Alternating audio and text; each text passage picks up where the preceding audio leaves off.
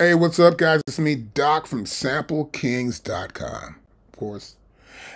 And this is a lesson about stems. I've seen a lot of stem lessons from the earlier days when everyone came out with the first stems, and they all use really good records, right? And my thing had been to use older records. You know, we used older records back in the day. You work with Tribe Called Quest and Onyx, and you're working with like Guru. Those guys, well, hey, they use old samples, and we have to polish them off. Now, we had great studios back then, but now you can do some work inside of an MPC software and get some comparable, really good ideas done with an older record. And so, as you've heard, the older records, if you have been sampling them, sometimes the guitar's on the left, the bass is on the right, you don't know where the perspective is on where everything's at in the mix. And so, of course, there's different formats. There's 4-track, 8-track. There was 16-track, right? There was 24-track. So you may not know what you're sampling, and you might say, how do I get it right? So let's try something here. We got an old record right here. We got an old James Brown record. Let's play this back. I already set the beginning and the end. I want to pick out the James Brown stuff. I'll hit that right there. Of course, now, I'm in sample edit mode. And the reason why I'm doing it on the computer is because when they first gave us stems, it was on the computer. And the reason why that was, you get a better sound. You don't have what you need to have on a hardware. There's also a new update, which is the 2.151, which is for your MPC, whether using regular MPC 2.51 or using the beta, public beta update, which is 3.4. It still sounds crappy to me. That's so great. It's better than it sounded before, but they've got to improve it even more. And since they are working on the beta update, I get it. This is for you to understand how it works. Now, if you don't think it is, do the comparison. Take the same sample like I'm doing right here, put it inside your hardware, do some stems, redo it again inside your software, and compare them. You'll see what I'm talking about. So right here, what I want to do, I got my sound. I want to get one stem only for this demonstration purpose. So here, I only want to get the bass. I want to find a pad I want to put it on. Come right to here. Here's my A. I want to go to the A pad right there, right? I got my A pad, and I got my pad selected, and I have my use trimmed sample, the one trimmed sample, this one right here. And I'll press do it. Now, this is going to figure it out. Processing sex machine, and it's 22% done, so you see it's moving pretty quickly. Okay, much more faster than it does on the hardware. Now, when this is done, it'll also put it right over here into the sample pool. And this is it right here. That's the sound. That's the bass right there, and I want to play it back, so I'll hit this button here.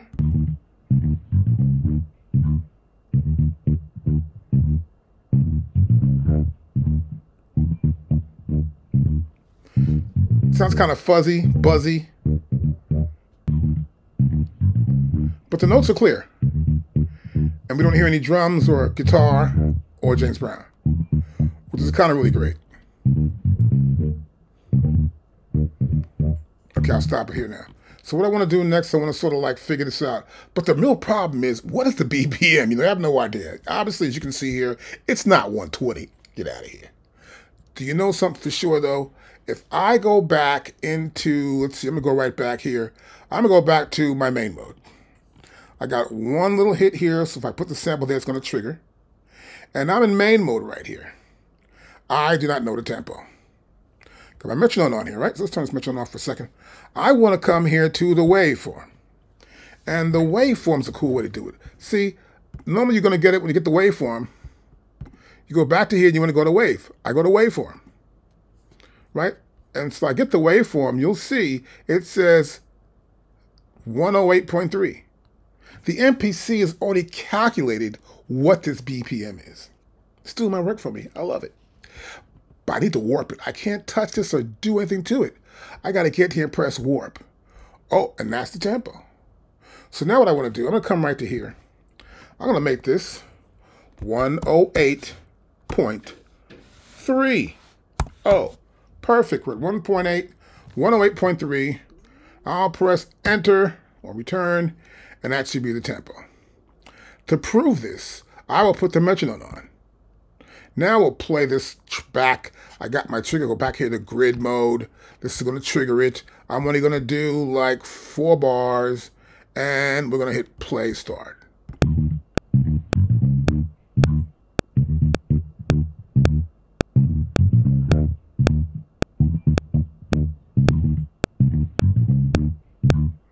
It works. That's the beauty of using the MPC. Really cool. Because this MPC software figures it out for us automatically. It's very simple. Does the same thing on the hardware too as well. So now once I got that though, the idea of improving the sound, it sounds like a bass on the record, but here it's not really that good. So what I do, I already set up right here already. I've got some elements I like to use most of the time. I come here, I got a parametric EQ, I'll turn the parametric EQ on, I'll park it over here, that's good. I'll turn the whole rack on here by hitting this insert. I got a rack set up. Now how this works, I actually have a rack. I'll load this in if I want to load something in. My rack is right here, stem, bass, fix, right? I keep a rack, and I throw it in there when I want to do a stem and fix a stem up. And so I'll have this compressor, I'll have this transient, I'll have this noise gate sometimes. I may not use everything, but I'm going to use whatever I can to give it the sound I want. Now here it's a bass line. I can come to here. There are several options here in bass. I can go to low only, and we'll play it back.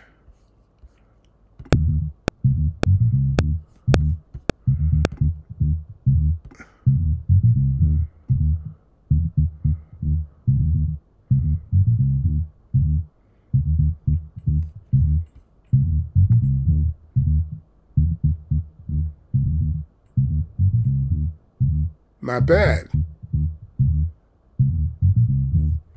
Got a little compressor here.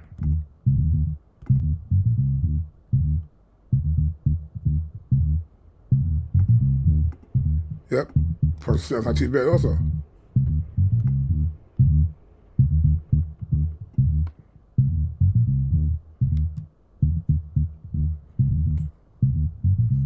I like that. That's pretty cool for me. So what I'll do is I'll do stuff like that for sure.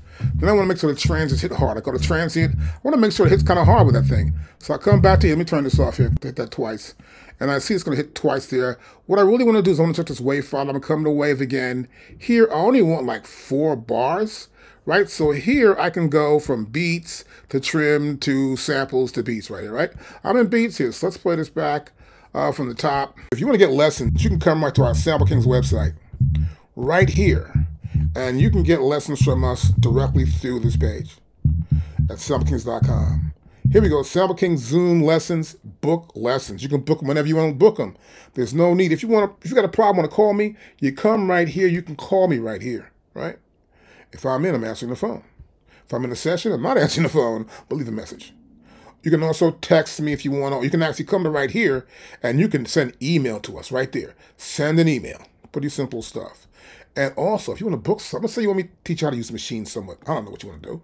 I know how to use all this stuff. Okay, you pick your date. I got the 15th, right? And you pick the time. You grab a time. I got date and time. You get it. You go, I want this one right here. You get it. You just fill the form out. It's pretty simple stuff. You fill it out. The date and time is right there.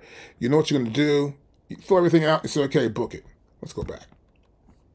I'll go back again. I'm going to press this again and go backwards. Once you book it, you can pay with Cash App. You can pay with Venmo. The code for paying with Cash App is right here. The code for Venmo is right here. Pretty simple.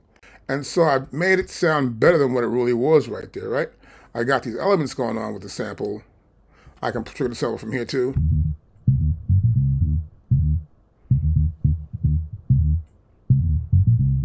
And that's how I sort of improve the sound when I'm working with other elements within the mix.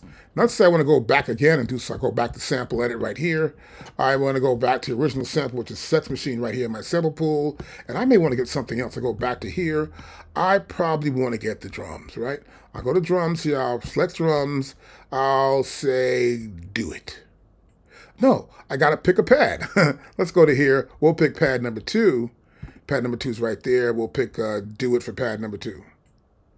We're going to do it. And now it's going to figure out this drum part. And this is an old record. This has got to be about 8 tracks back then. Lucky if it's 16 tracks. But James Brown didn't need that many tracks because he's got a really cool band. They have overhead microphone. They worked it out. It's consistent almost in all his records. So we got the drum in there now, right? So let's go over back to our main mode right here, and here's my drum.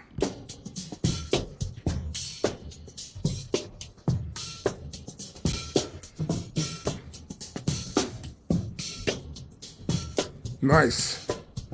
Let's stop that. And now I'm going to go to the waveform for the drum. Here's the waveform for the drum. Now, normally I will do some tricks. Look at this. You'll see here, these older records sometimes, it's more on the left than the right here. So you're like, what? That's going on here? You're not too sure what's going on, right? So never know sometimes, but you can see this happening. And so sometimes I will probably come in here and I will try to raise the sound, but leave it the way it is right now currently. But what normally I would do is I try to raise one side, split them up into left and right, and raise one side and keep them both going at the same time. Now, but what I want to do before I do anything else is make sure that we establish that this sucker is the same thing here. I see it's 108 here, or rather 108. I'll press warp to make sure my warp's good here too as well. And then I want to probably bring something in on this sample. So I'll go back to the grid again, right here in main mode. I've got my drum right here, right? And so what I want to do, the drum's right there, and that says A2 right here. That means pad A2 is highlighted. I can come to here, and we're going to load in something for my beat. So I get something like this right here. Let's have a beat loop, and I have this designed already for the drums, right? I don't know if it's going to work on this one, but let's hear it back. Whoa, okay, it's cutting stuff out already. Let's stop that. Okay, so we know this is designed with a heavy gate tied to it. So let's pull the gate off. Let's bring this thing down a little bit. Now let's hit the pad and hear it.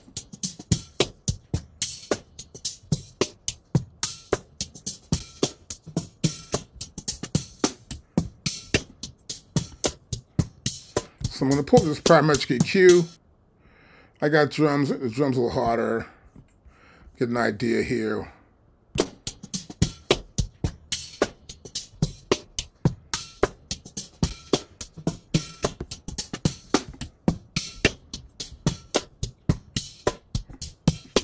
I'll get more low frequency here too as well. So here I'm at about 6. I want to get up a little more about it around here really. And then here we're low. This is not bad. I would go to here maybe in this place just again. Good just for now. It's pretty good just for now. Not too bad. I'll click on this right here just to make sure I can loop these two parts. I'll go back to pressing stop here and get an idea how these things sound together.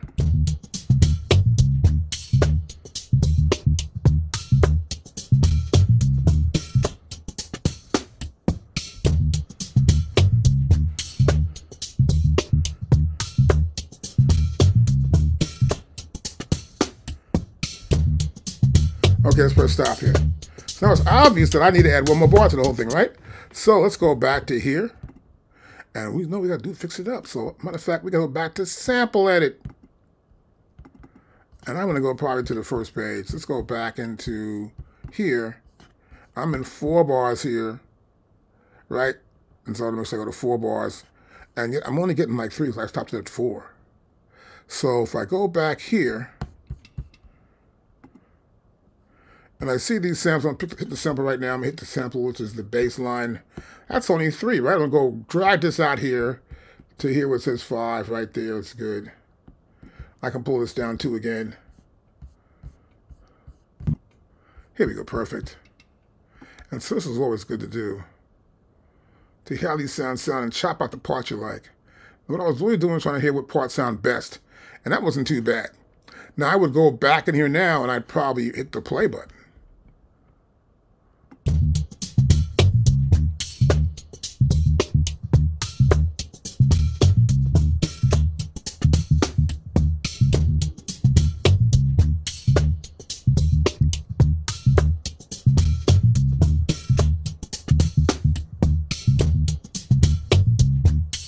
Nice.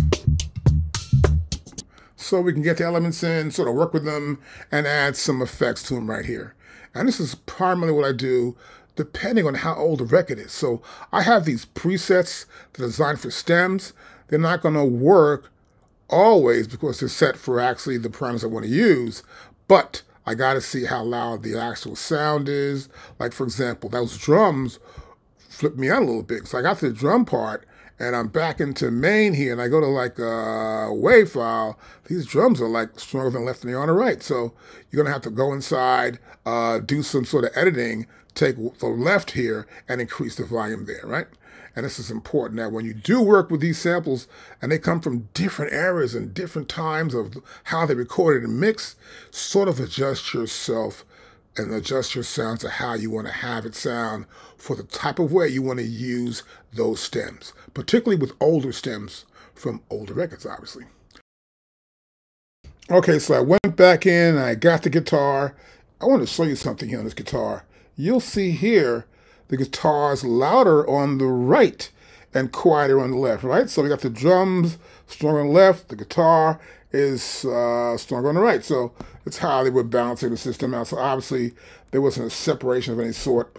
And this is kind of cool for the James Brown sound at that time. Anyhow, but you see the difference. So next thing I'm going to do real quickly is go back in here to my main mode. And of course, I got the guitar right here.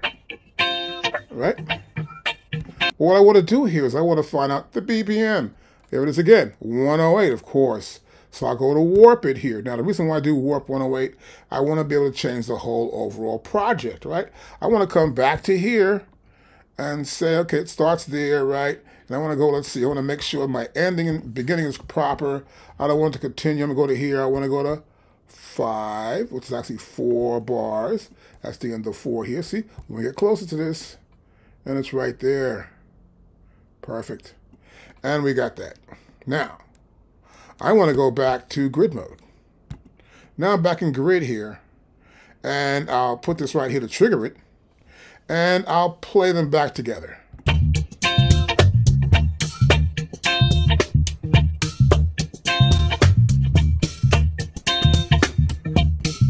Like that guitar.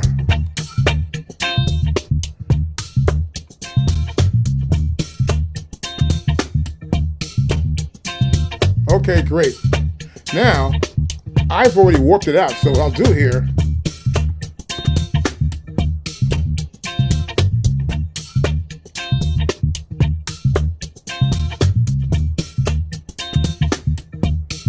oh, nice. I like 110.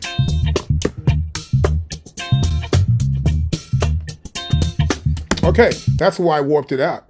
I want to be able to find a tempo I feel the flow in. And that's how it works.